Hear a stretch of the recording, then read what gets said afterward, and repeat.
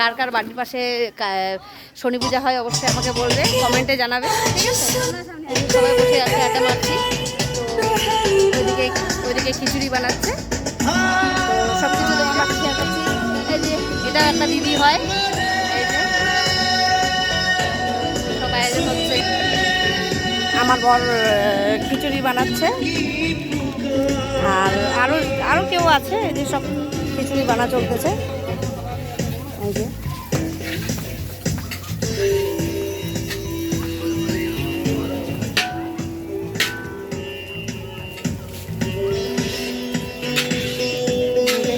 আমার বর।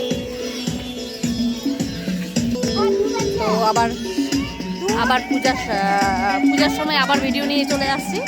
যখন পূজায় বসবো তখন অবশ্যই ভিডিও নিয়ে চলে আসবো, তোমরা পাশে থাকবে, ঠিক আছে?